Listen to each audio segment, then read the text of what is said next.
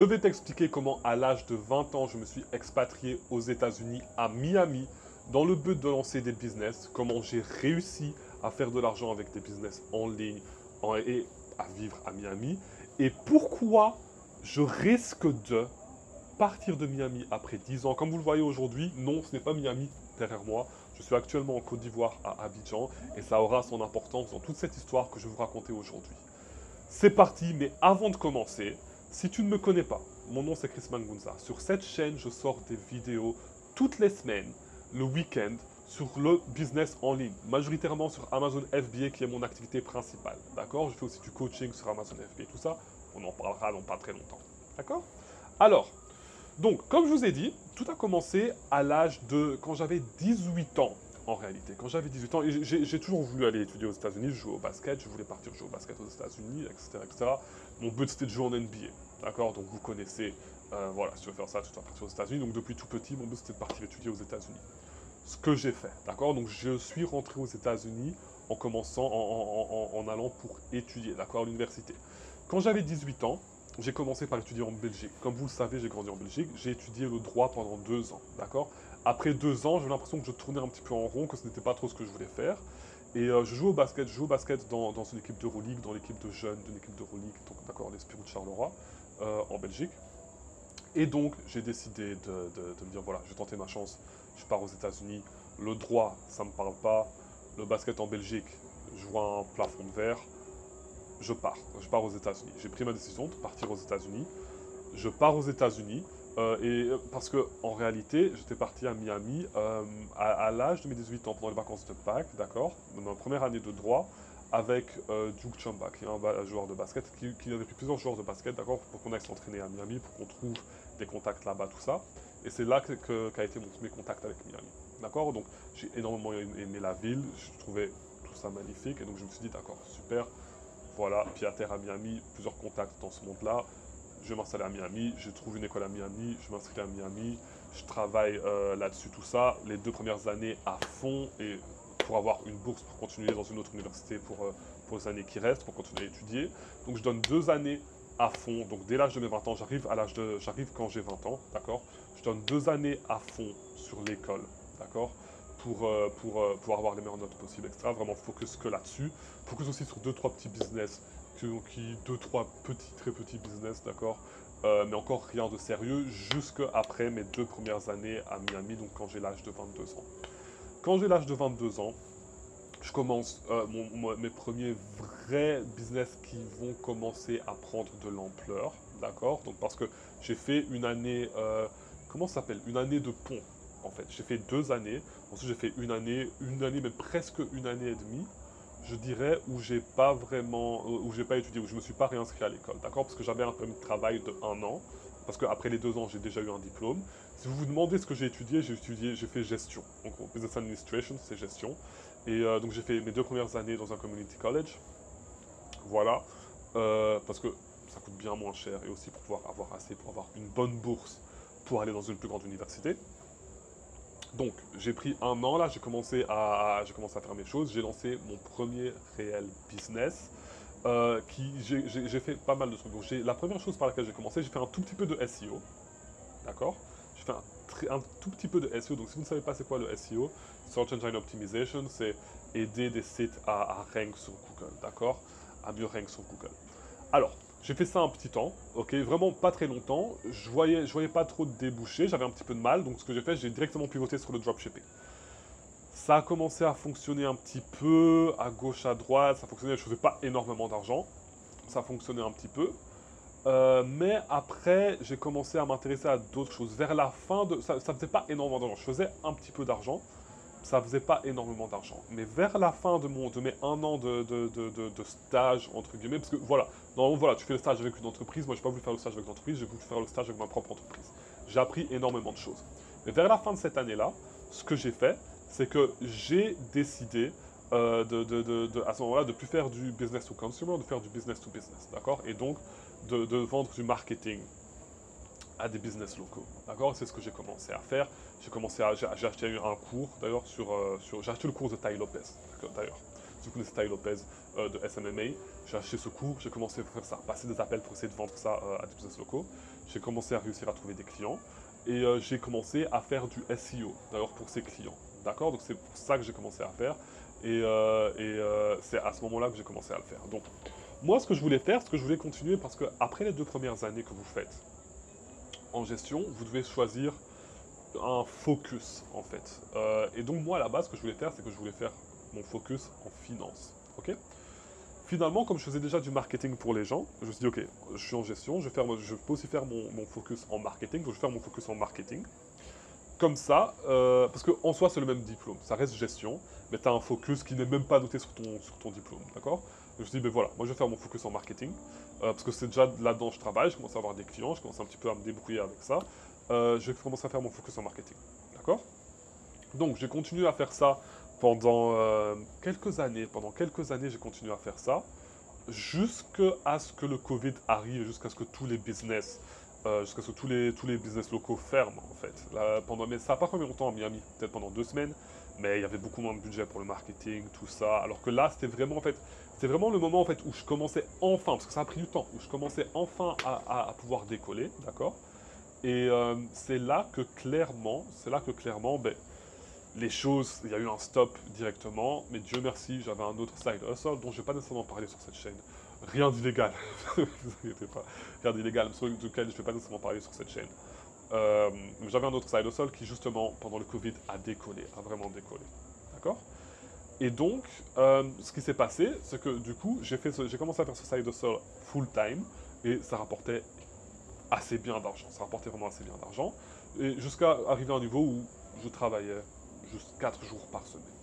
C'est tout, d'accord? 4 jours par semaine, pas plus, pas moins. C'est une très bonne somme d'argent, donc mais je suis quelqu'un en fait qui a besoin de plus. Et je suis content d'avoir fait parce que c'est quelque chose qui, même chose, désolé, je remets le micro dans le bon sens. C'est quelque chose qui aujourd'hui, si j'avais continué, qui requiert ma présence à Miami. D'accord? Donc c'est pour ça que je vous ai dit que le fait que je sois ici, c'est important. Et parce que aussi je vous ai dit, ce n'est pas sûr que je suis en train de réfléchir, ce n'est pas sûr que je reste, que je garde une présence à Miami de la même façon que je l'ai gardée pendant toutes ces années. Mais bref. D'ailleurs, petit aparté, si tu veux commencer et scaler un business sur Amazon avec mon aide, il y a un lien dans la description. Clique sur ce lien, prends un appel avec moi, d'accord? Je sais que le formulaire est en anglais. Débrouille-toi. Je ferai un formulaire en français quand j'aurai le temps, quand j'aurai envie de le faire. On verra. Mais voilà. Donc, voilà. Débrouille-toi, remplis-le en anglais si tu veux rejoindre un de mes groupes pour apprendre comment lancer ce business et bien te débrouiller. Très simple, d'accord? Tu cliques, tu te débrouilles là-bas. Tu remplis et tu bookes un call avec moi, tout ça. Voilà, voilà, comme ça on parle, tout ça, on voit si tu es un fit pour le mentorship program, et on voit si, voilà, d'accord? Comme ça je te partage toutes les astuces que j'ai pu apprendre sur le business, je t'explique vraiment comment te lancer, comment scaler rapidement, et tout simplement à éviter les erreurs que moi-même j'ai commises, parce que moi, bête comme je suis, je n'ai pas pris de mentor pour ce business, d'accord? Chose que j'aurais dû faire. Donc, si tu veux moi comme mentor pour ce business, clique sur le lien. Alors, j'en étais où? On en était où d'ailleurs? Je me rappelle même plus trop. Peu importe. Donc, je me rappelle même pas du tout. J'étais où dans ma vidéo? Je me rappelle plus. Personne ne se rappelle ici où j'étais dans ma vidéo, d'accord? C'est pas grave. J'en étais au fait que oui, voilà. Donc après le Covid, avec le Covid, voilà, il y a eu le nouveau side hustle qui a apporté pas mal d'argent et qui m'a permis de mettre un petit peu d'argent de côté, un petit peu beaucoup, d'avoir, pas vraiment de mettre de l'argent de côté, mais d'avoir un certain cash flow qui m'a permis d'investir dans plusieurs choses, d'accord? Donc, comme je disais, moi je suis quelqu'un qui a besoin d'être occupé. Je n'arrive pas à rester à rien faire réellement, ok? Donc je travaillais 4 jours par semaine, et je me suis dit, mais tu sais quoi? J'ai dit ça à ma femme qui est là, je lui ai dit, écoute, ce qu'on peut faire, c'est viens, on lance un business ensemble, on regarde des choses qu'on peut faire ensemble, et ça peut être cool. Et voilà, tu vois. Et donc, on a commencé à vendre sur Amazon FBA en private labeling. D'accord? Private labeling, c'est quoi? Private labeling, en gros, c'est comme vous commandez des produits en Chine, vous mettez votre marque dessus et vous les vendez sur Amazon. Tout simplement, voilà. Ce que je fais là, c'est totalement différent. Donc après ça, je suis transitionné à l'arbitrage parce que le private label, ça prend du temps ça prend réellement du temps à, comment dire, à flip l'argent, d'accord? Donc voilà, si ça va prendre 6 mois pour que vous récupérez votre argent, alors qu'avec l'arbitrage, ça va prendre 2 mois. C'est pour ça que je suis passé sur l'arbitrage. Si vous ne comprenez pas c'est quoi l'arbitrage, c'est très simple. Si vous achetez un produit, par exemple, voilà, vous achetez un produit chez Auchan, vous le vendez sur Amazon, voilà, c'est comme ça, c'est ça, en gros c'est ça, ok? Et donc voilà. Voilà, donc je suis passé sur l'arbitrage. Après avoir entendu vaguement parler de l'arbitrage dans un livre de $100 Startup, je pense que c'était ce livre-là, je suis même plus sûr. Parce qu'en fait, en gros, quand mon ancien mon ancien side hustle fonctionnait réellement bien, chaque semaine, je dépensais $100 pour acheter des nouveaux livres. J'ai énormément de livres à Miami et je pense que c'est une période où je lisais. C'était une période où je lisais énormément. C'était une période où je lisais énormément. C'était une période où et je lisais sur tous les sujets, d'accord, pas juste business. C'est une période où je lisais énormément. C'est une période où j'ai expériencé le plus de croissance de ma vie parce que tout était équilibré. Je lisais énormément, première chose. Je m'entraînais tous les jours, j'étais devenu balèze. Euh, C'était une période, voilà, c'était une période où... Et donc, le fait de lire beaucoup m'a donné plusieurs idées. J'avais jamais entendu parler de l'arbitrage, retail arbitrage. J'ai entendu parler juste de l'arbitrage, quelqu'un qui achetait comment ça s'appelle? Des imprimantes, d'accord, qui les vendait sur eBay. Et comme je vendais sur Amazon, je me suis dit, mais attends, je crois déjà avoir vaguement entendu parler du terme retail arbitrage. Donc, je vais regarder un petit peu sur Google qu'est-ce que c'est. J'ai fait quelques recherches. Et ensuite, du coup, j'ai regardé quelques vidéos sur YouTube. J'ai regardé quelques vidéos de Weezy Resells sur YouTube et je me suis dit, ok, d'accord, donc ça c'est un business model où je peux faire énormément d'argent. Et ce que j'ai fait, c'est que j'ai pris mon téléphone, j'avais déjà l'app Amazon, j'ai été dans un magasin tout proche de chez moi qui s'appelle Ross, d'accord? J'ai été chez Ross, j'ai commencé à scanner les produits, tout ça. Et j'ai vu que, voilà, je suis littéralement rentré chez moi et je lui ai dit, écoute, je suis là, on va se faire des couilles en or. Parce que la façon dont le retail arbitrage à l'argent rentre vite, comment on peut avoir les produits maintenant, on a les produits en main, maintenant on peut les envoyer à Amazon aujourd'hui, ça va être incroyable. Donc voilà, ok? Pendant tout ce temps-là, parce que cette vidéo est basée sur comment je me suis expatrié aux États-Unis, d'accord? Pendant tout ce temps-là, donc voilà, après j'étais déjà diplômé de l'école, etc. J'ai été diplômé juste après le Covid, donc je n'avais plus de visa étudiant, mais il y a eu le Covid qui a rallongé les choses. Et donc moi ce que j'ai fait, c'est que j'ai travaillé pour avoir un visa investisseur que j'ai eu au début de cette année. D'accord? Donc le procédé a duré jusqu'au début de cette année. J'ai un visa investisseur, j'ai un visa E2 aux États-Unis que j'ai eu avec mon business Amazon FBA. C'est ça, en gros, pour répondre à la question, c'est ça qui me permet de vivre aux États-Unis. D'accord? Donc je l'ai eu ici, là, la dernière fois que je suis rentré ici, je l'ai eu depuis mars dernier, depuis février dernier, peut-être. Janvier, février, par là, peut-être, je vise un investisseur E2, ce qui me permet d'aller avec ma famille aux États-Unis, de vivre aux États-Unis, d'avoir tous les papiers aux États-Unis et de rester. C'est un visa de 5 ans, je peux rester par des périodes de 2 ans, autant que je veux. Je viens, je pars quand je veux. Et, mais avant ça, en réalité, j'étais coincé aux États-Unis, d'accord? Pendant des années, je suis pas retourné en Europe j'ai pas voyagé, je suis pas sorti des États-Unis j'étais pas sorti depuis 2018. De 2018 à 2023, à juin 2023. De juin 2018 à juin 2023, je suis pas retourné je n'étais pas sorti des États-Unis. D'accord? Pas vu ma famille, vu personne, etc. Et donc voilà. Et donc voilà comment j'ai immigré, je me suis expatrié aux États-Unis. Et maintenant, passons sur la raison pour laquelle, et voilà, avec quel business, donc voilà, vous savez, ça répond à vos questions. Mais maintenant, la question, c'est comme je vous ai dit, est-ce que je vais rester aux États-Unis? C'est une question que je commence à me poser fortement. Parce que comme vous le voyez ici, c'est pour ça que c'était l'endroit parfait. C'était l'endroit parfait, c'était le moment parfait pour shoot cette vidéo. Parce que comme vous voyez ici, je suis à Abidjan. D'accord? Je suis pas du tout ivoirien. Je suis congolais. Je suis moitié congolais, moitié italien. Et non, il n'y a pas besoin d'aller. On me demande si j'ai besoin de plus de lumière. Non, vous voyez pas? La luminosité est magnifique. Euh, mais voilà, je suis pas du tout ivoirien. Mais je suis ici à Abidjan en repérage. D'accord? À moitié en repérage, à moitié parce que, à moitié en voyage de noces, parce que je me suis marié il y a 2 semaines. D'accord? Alors, la raison pour laquelle je ne sais pas si je vais encore rester aux États-Unis, c'est parce que la réalité, c'est que parce que je ne suis pas au stade où j'ai envie de fuir l'Europe. J'ai déjà fui l'Europe, ça fait 10 ans que j'ai fui l'Europe. D'accord? On n'est peut-être pas au même stade. Je suis au stade où je me rends compte, c'est pas nécessairement pour rentrer en Europe toute l'année. Et ne pas rester à Miami, ça ne veut pas dire que je ne vais pas quand même garder une certaine présence à Miami. Mais je ne vais plus jamais rester aussi longtemps que je suis resté à Miami. Et la raison pour laquelle je vous dis ça, c'est que, clairement, la vie en Occident, la vie euh, la vie, quelque part comme à Miami, vous coûte extrêmement cher et vous n'avez rien à recevoir de positif. Vous ne recevez rien en retour de positif.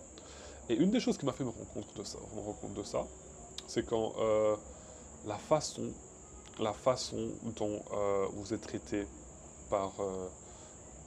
je ne vais pas donner trop d'infos, d'accord? La façon dont vous êtes traité par exemple, par la police, en tant que personne issue de l'immigration, en tant que personne typée, si je puis dire, d'accord?